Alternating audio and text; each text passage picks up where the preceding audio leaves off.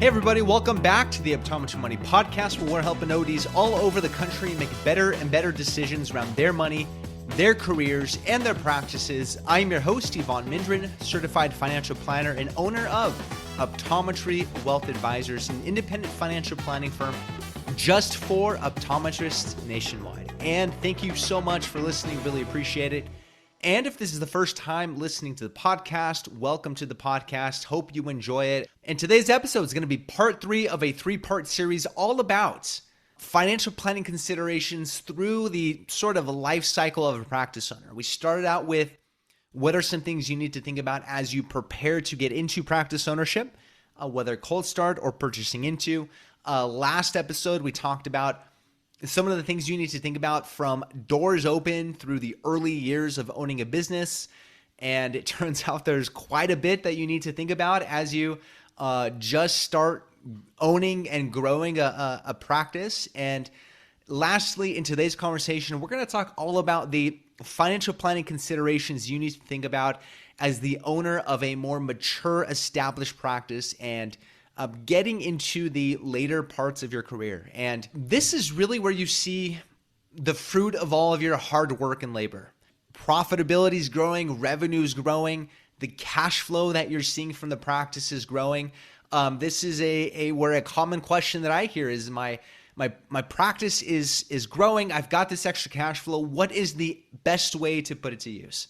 Either in the practice, outside of the practice, what should I be doing with this extra cash flow to get me to the goals that I have in mind? So that's a common question that I see is just what do I do with this cash flow that my practice is producing? And one of the first things you should think about, and this isn't really a financial topic, but it's really more of a business and life planning conversation. And that's don't lose sight of the practice that you've wanted to build all along. Don't lose sight of the ideal practice ownership experience you've wanted all along. Don't lose sight of your ideal lifestyle that you've thought about all along. When you've gotten into practice ownership, you probably had this vision of how you wanted to grow and manage the business, your ideal scope of care, how you wanted to provide that care for patients, and how you wanted to spend your time in and out of the practice. One of the most common reasons I hear for why optometrists get into private practice ownership is that time freedom and the freedom of building the business on your own terms. So don't lose sight of that vision that you've sort of had all along. What is your ideal ownership life? What are the roles and responsibilities that you want to have in the practice? Do you want to spend more time with patients in a clinical role? Is that really what gives you energy? Is that where you thrive? Do you want to spend more time on the administrative and leadership parts of the business? Wearing that owner's cap. Do you want to spend more time there? Is that what gives you excitement and gives you energy? How much time do you want to spend in the practice versus outside of it with your family and your community?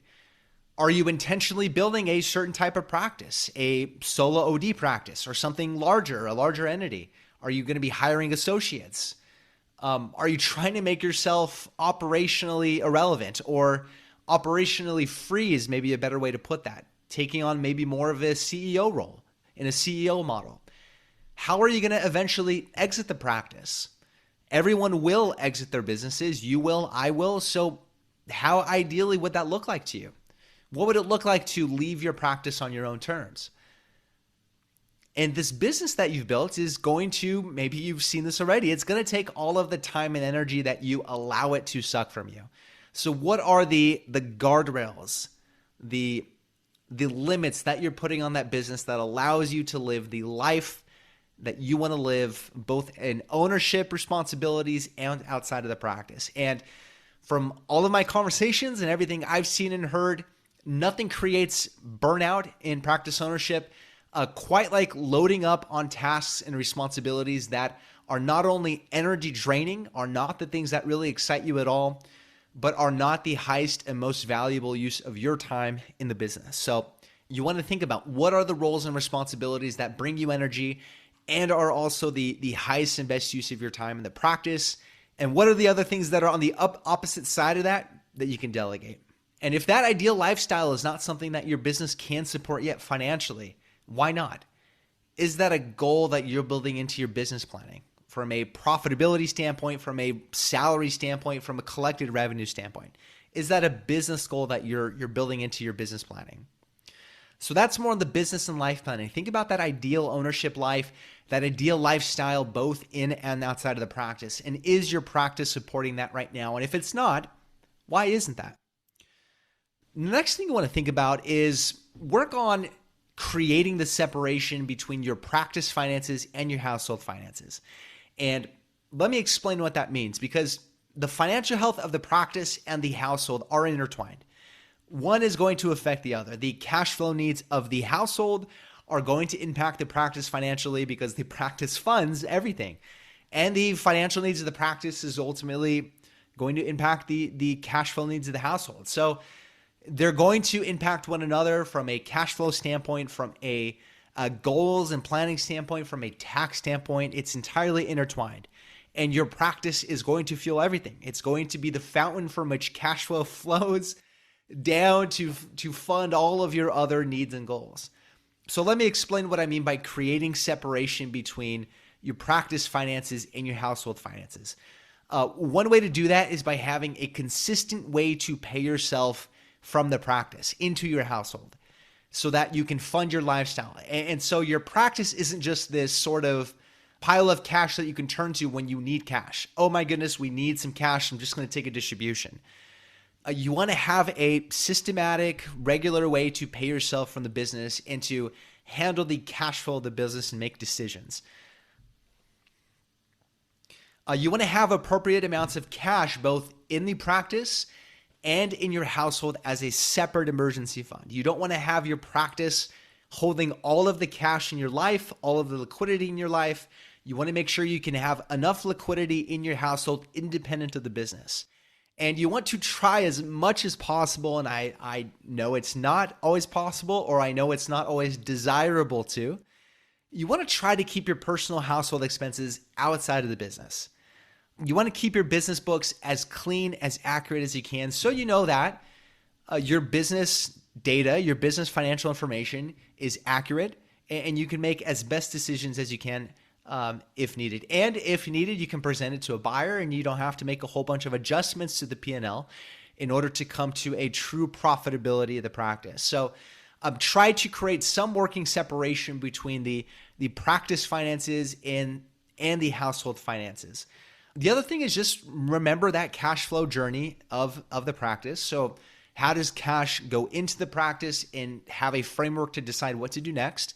Cash comes into the practice through collected revenue.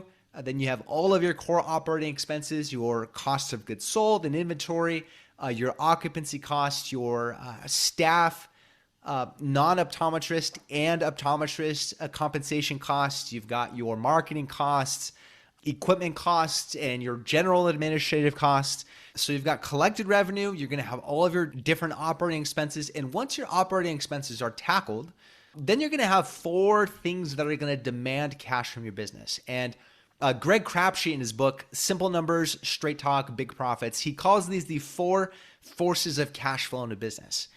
Those 4 forces are number 1, taxes. So the IRS and maybe your state government is going to require dollars from your business through taxes. You need to make sure you're setting aside enough cash to prepare for that. Secondly, your lenders, you're going to have to make your debt payments, right? And that's often just going to be a part of your normal expenses each month. Your practice itself is going to demand cash because you're going to need to make sure you have an appropriate cash buffer in the practice, as well as preparing for maybe the next practice investment. And then lastly, you as the owner or the shareholder are going to demand money from the practice, meaning that whatever's left over after those things are taken care of, you now sort of have the permission or the freedom to distribute out to yourself if that makes sense to and if that's desirable to. And then you have some decisions to make on what to do with the extra cash flow that your practice is providing, because your practice, your business, just like any publicly traded stock, is going to have 2 sources of return for you.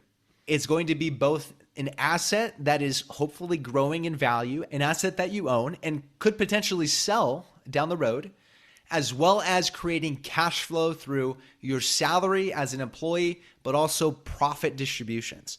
And it's going to be that cash flow that's really driving the return of the practice over all these years. And so how do you make good decisions with the cash flow of the practice?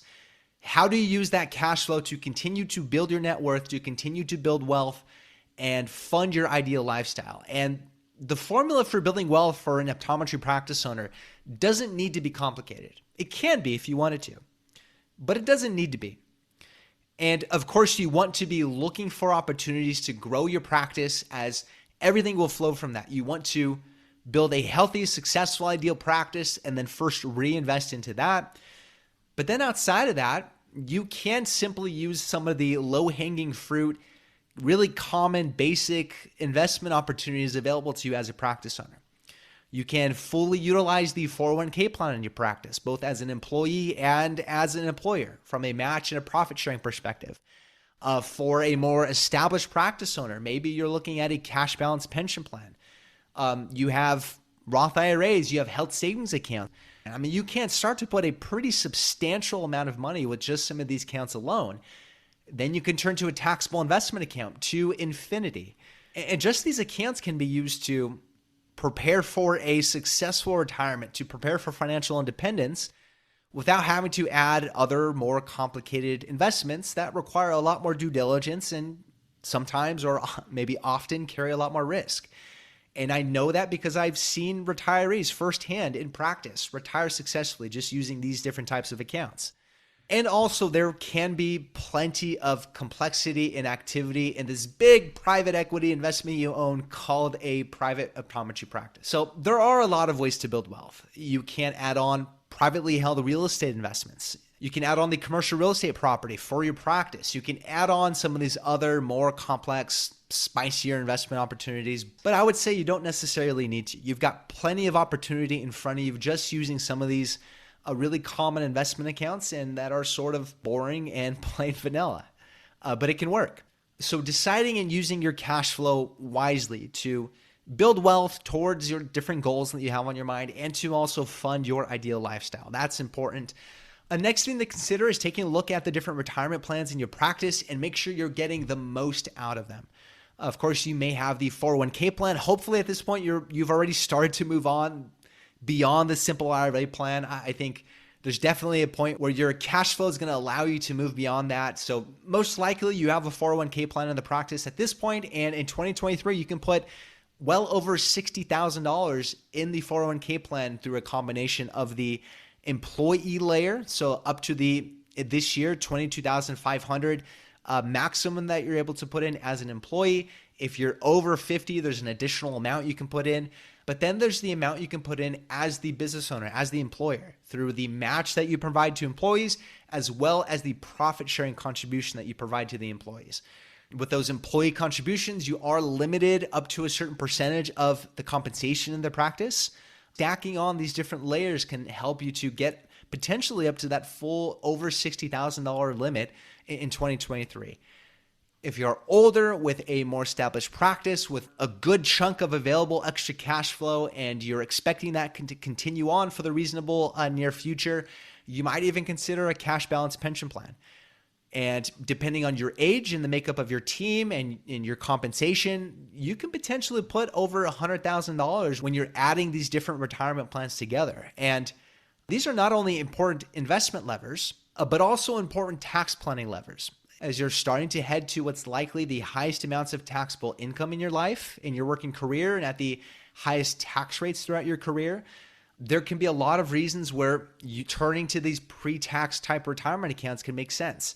And there's also that window where you're 3 to 5 years out of selling your practice, and you might see a pretty sizable capital gain, plus potentially, depending on how that sale is structured, even depreciation recapture. So getting the most out of these retirement accounts can be a really helpful tax planning lever and can help you catch up. I mean, if you spend a pretty good amount of the early part of your career building your optometry practice and reinvesting back into the practice, and if you feel like you're sort of behind on having saved enough for financial independence outside of the practice, getting the most out of these retirement accounts, especially as you get older, especially over 50, can really help you sort of catch up and really sock away quite a pretty substantial amount later on in your career. I had recently a conversation on the podcast with Matt Ruttenberg, and I'll throw a link to that in the show notes, but we talk all about how to really layer and stack these different accounts and plans so that you can put in potentially over $100,000 into these accounts in total. So go ahead and listen to that. I'll throw that in the show notes. Another thing you want to think about is risk management and just thinking about the different what ifs in the practice and in your personal life. One of the things to think about are what happens to your practice and to your employees and your patients, and by extension, your family or your ownership shares if something happens to you, especially if you are the sole optometrist in the practice. What happens in that situation? That contingency planning for those worst case scenarios becomes really important in order to preserve the value of that practice. If you are a co-owner in the practice and if you have a partner in the practice, well, then you need to think about, are there appropriate buy-sell provisions inside of the operating agreement or shareholders agreement or whatever it is in the practice? And are those different triggers, death, disability, divorce, the letting go or release of one of you from the practice, are all of the different triggers well thought out and well funded where it makes sense? Another thing to think about is, of course, appropriate insurance planning, which we talked about last time, making sure that you are appropriately insured for the risks in your life. At this point, you really should be looking at making sure you have umbrella liability coverage that is appropriate for your net worth and income and your situation there. And then you need to think about estate planning. And this really becomes important even as soon as you have a growing family. This is probably something I should have mentioned in the last episode. And there's a small part of estate planning that almost every optometrist needs to think about. Why? Well, almost everyone has some retirement account somewhere with a named beneficiary. So there's at least something for every optometrist to glance at to make sure that it's up to date every once in a while. But as a practice owner, what do you want to have happen with all of this wealth that you're building? If you become incapacitated, if you pass away, what would you want to have happen if you were in a position where you couldn't make those decisions? That's really the whole point of estate planning, is making sure that you're able to make all of these different decisions with what happens with your wealth, what happens with minor children, what happens with decision making if you got to a point where you couldn't make those decisions. That's really the point of estate planning in my mind. Who should manage all the wealth? What are the rules or guidelines that you want to set for them? Who or what entity should all of this wealth go to? Are there tax considerations you need to think about? Are there life insurance proceeds as a part of that? And how does that fit in with it? If there are charities or nonprofits as a part of that, which type of accounts make sense for them? Is it pre-tax retirement accounts? Is it other accounts? Is it other assets? Have you thought all these different things through? If you have minor kids, this is especially important for younger families. If you have minor kids, who would you want to be the guardians for them? Who should take care of them if something happened to you? Do you have the estate planning documents that make sense for your situation and for your state that you live in? A good estate planning attorney, I think, is well worth the investment here. For me, this is something I definitely want to talk about with my clients, and making sure that when we're ready, we're bringing in that estate planning attorney, and that the things that need to get done, and that it's reviewed over time. It's sort of an ongoing process, and you want to make sure that all of these things, all of these wishes that you've put down into writing, most likely in some way, are keeping up to date with your life and your changing desires as your life changes. Another thing you need to think about is planning for financial independence. You need to think through, what does financial independence mean to you? And if you're married, to your spouse, to your family. How are you ideally spending your time? Who are you spending it with? What's needed financially to make that happen? And are you on track? What adjustments need to be made? One of the health metrics I track over time is there a balance in your net worth between the different types of accounts and the different types of assets, between liquid type assets like taxable investment accounts, retirement type assets, pre-tax, Roth type, real estate equity, practice equity? Is there a good balance between all of these different types of assets in your net worth? And that sort of informs us how we turn your net worth into income and how that fits into or how that fits with other sources of income like Social Security, and how that fits into making sure that we've got enough assets so that you can live a sustainable retirement without running out of assets, and making sure that we can plan for our taxes and different things like that. That also tells us how much flexibility you have as you get closer to that point where you want to be financially independent. Because if all of your assets are tied up in practice equity, well, you almost have to either stay on board and continue to be a part of that practice, or sell that practice for a certain valuation. You have to aim for a certain value in order to make retirement feasible. So you sort of limit your options there. What about real estate? Same thing. If in the most extreme scenario, if all of your net worth is tied up in your personal residence, well, you're sort of limited on options that you have to turn to the equity of that real estate in order to make retirement feasible. So that sort of balance that you have also sort of indicates to us how much flexibility, how much optionality you have as you get closer to that point of being financially independent. And thinking through retirement, because financial independence and retirement can actually mean two separate things, can be two separate points in your life of having that optionality, meaning you don't have to work, but you can if you want to, and then finally deciding to step away from the practice. And I think in general, what does that exit from the practice mean to you? How would you most ideally want to leave your practice? Because everyone will. And how are you preparing your business to get to that point? And this is something you should think about much earlier than the point where you're actually going to leave, because that's going to inform your business decisions. Are you hiring and training associates to be that next generation of practice owner? Are you planning for that internal succession, or would you rather sell to private equity and really build this substantial entity? How you most ideally want to exit that practice, and that balance in your net worth is going to inform a lot of your business decisions as well. And then lastly, keep an eye on the other financial goals in your life. Paying for college for your kids, weddings for your kids, vacations, trips, life experiences, charitable goals. Are there nonprofits, charities, organizations in your life that you want to provide for, donate to, volunteer at? What are the other financial and life goals in your life that you want to plan for? Is there a vacation home? Is that feasible? How does that fit into your plans for financial independence? So just think about those other things outside of the practice, unrelated to the business, that your business may fund, but are not totally connected. What are those other things on your mind? And there's a lot more we can get into, but I think I'll wrap it up here and just sort of say there's a lot. There's so much that goes into owning a business. I mean, throughout this whole conversation, throughout the life cycle, in getting that practice built up, in learning what it means to be a business owner and a leader, and in finding your ideal life as an owner, and in learning to delegate, and in all of the financial and cash flow and tax consequences and planning opportunities. There's so much on your plate. One last thing I'll say is just lean on the professionals in your life. Make sure you have a really good professional team that you can lean on regularly, proactively, from a good financial advisor that can help you navigate all of these different decisions and can work as that sort of central hub between you and all of the other professionals in your life. Someone that integrates both the practice financial aspects of your life and the personal finances. Make sure you have a really good tax professional, whether it's a CPA or enrolled agent.